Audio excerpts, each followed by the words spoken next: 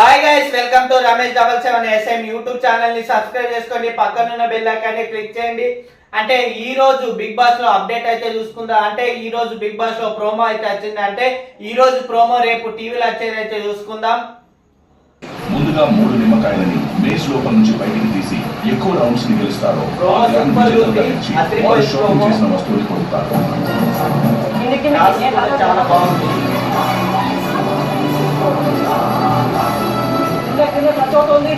Promo అంటే promo అయితే అదిరిపోయింది.